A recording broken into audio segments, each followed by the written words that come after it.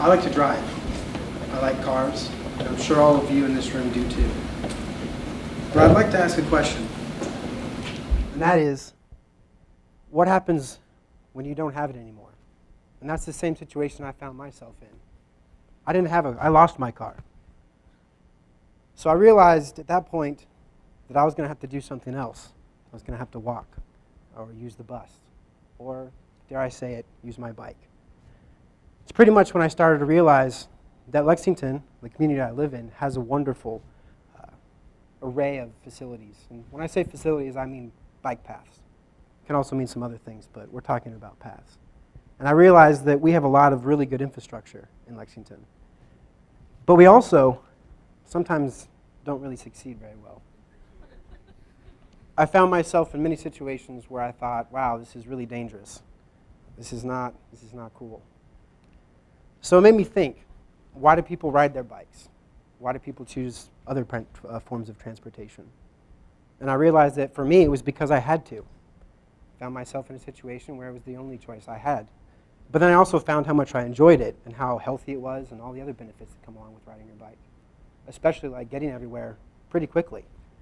Did you know that on average in Lexington, you drive 25 miles per hour? It doesn't matter if you go 80 to make that green light. You're still going to get there at the same time. From Hamburg to downtown, you can get there in 30 minutes. That's about the same as with a car.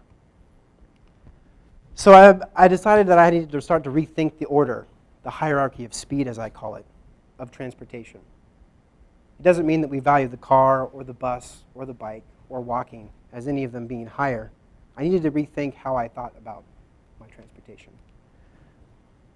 Because right now we kind of value the car the most, and everything else just seems kind of ancillary. So 90% of people, they drive their cars to work, and only 0.6 ride their bikes. But yet, 70% of car rides and car trips are less than 2 miles. If you can travel 25 miles per hour on average on a bike, just the same as you can in a car, there's no reason that the bike suddenly becomes just as important or just as viable as a vehicle. And so when we start to balance our decision-making process for how we decide what vehicles to use, bike, walking, or cars, specifically bikes, then you start to think more critically about how you're getting somewhere and then choosing the right form of transportation. It's about not riding because you have to, but it's about riding because you want to. And that made me think also, what kind of people are riding their bikes? Because that's kind of important. If you have people who ride all the time, and then you have people who don't, how do you get better infrastructure? Well, that takes lots of people riding, more people riding. And so I thought, well, who is this audience? Who are the people who are not riding? And it made me think about basically everyone who's riding and not. So first you have this person. This person is just everyone. The college student, the coworker, just everyday life. And then you have, of course, the hipsters, who they'll ride through anything. They'll ride in the snow, they'll ride in the highway, they'll probably right in front of you and making you pretty angry sometimes. And then, of course, you have the professionals. They do it for fitness. They do it for triathlons. They do it for their living as bike messengers and pros, Lance Armstrong, Tour de France, all of that stuff.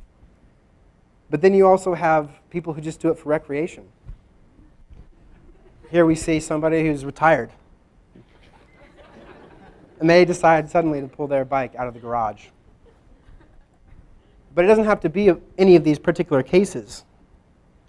It seems that if we talk to the audience of people who put their bikes away, mainly those who graduate college and start their families and grow their lives and start their first job, and they put their bike in that garage, and they don't pull it back out again until retirement. So we need to start taking these groups, retirees, people who use it for just recreation, people who just do it on the weekend for fun, and as well as the regular people who they travel, they go to work, they're starting their lives off, and those people need to ride. And when we start to do that and start to choose and think of our complete transportation system as a series of viable options, depending on what you're doing, where you're going, why you're doing it, how far is it, how fast do you need to get there, then you can start to figure out how you're going to actually get from one place to another with just your bike, and how you might choose your bike to get to those places instead of the normal car or other forms of transportation. And by doing that, we'll start to actually see an increase in ridership in our communities, and thus we'll get better infrastructure so that it's not so dangerous. I'd like to challenge everyone in this room to think before you get in your cars or even on the bus and start to consider how you might choose a bike instead so that you'll improve the lives of all cyclists in your community. Thank you.